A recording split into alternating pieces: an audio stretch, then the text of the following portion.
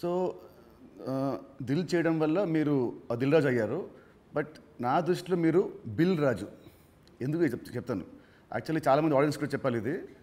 మామూలు చూస్తాం లాస్ట్ గత 1 year నుంచి మీ మీద వచ్చే నెగటివ్ ట్రోల్స్ కానీ ఇవన్నీ ఏవో వస్తుంటాయి కదా మామూలు ఆర్టికల్స్ అవి.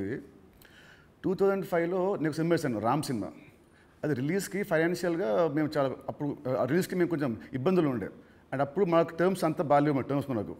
అయినా మీరు వచ్చి ఆ రోజు నైట్ ఒక పెద్ద అమౌంట్కి మీరు సైన్ చేశారు. సో టర్మ్స్ బాగాలేనప్పుడే మీరు హెల్ప్ చేశారు. ఇలాంటివి మీరు చాలామంది హీరోస్కి, చాలా ప్రొడ్యూసర్స్కి, డైరెక్టర్స్కి మీరు చాలా హెల్ప్ చేస్తారు. ఇది నాకు తెలుసు.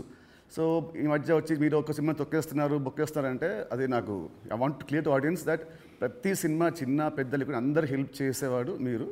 అండ్ దీంట్లో చాలా డబ్బులు మీకు చాలామంది మీకు వెనక్కి మీకు ఇచ్చారు లేరు కూడా నాకు తెలియదు. బట్ ఈ హెల్ప్ చేసిన ఇంతమంది మీరు కష్టాల్లో ఉన్నప్పుడు వీళ్ళు కూడా మీకు తిరిగి హెల్ప్ చేస్తారని అనుకుంటున్నారా?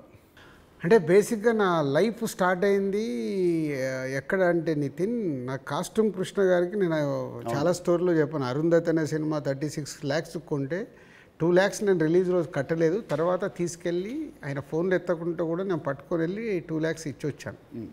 తర్వాత వారు నాకు పిలిచి పెళ్లి పందిరి చేసే వరకు వదిలిపెట్టలేదు. నిజంగా పెళ్లి పందిరి అనే సినిమా లేకుంటే ఐఎమ్ నాట్ దే, అసలు సినిమా ఇండస్ట్రీలో నేను లేను అనేది నేను గట్టిగా నమ్ముతాను. సో అంటే ఒక హానెస్ట్ అనేది ఒకటి ఎంత పని చేసిందో హెల్పింగ్ కూడా అంతే పని చేస్తుందని నేను నమ్ముతాను. నా లైఫ్లో ఇప్పుడు నువ్వు సంక్రాంతికి అడిగావు, ఇది రాకుంటే ఇది ఉండుంటే, అలాంటి ఒక 4-5 ఇన్సిడెంట్స్ ఉన్నాయి. అంటే నేను క్లోజ్ అయిపోయే ఇన్సిడెంట్స్. ఇప్పుడు అసలు సంక్రాంతికి వస్తున్నాము, రాకున్నా మాకేం కాదు, ఎందుకంటే ఆల్రెడీ ఎస్టాబ్లిష్ అయిపోయి ఉన్నాం. ఫైనాన్షియల్ డ్యామేజ్తో 2 ప్రాపర్టీలు అమ్మేసి ముందుకు వెళ్ళిపోతాం, అది పెద్ద విషయం కాదు. కానీ నేను నార్మల్గా ఉన్నప్పుడు కూడా ఇలాంటి ఇన్సిడెంట్స్లోకి వెళ్ళి నేను దాటుకుంటూ వచ్చాను.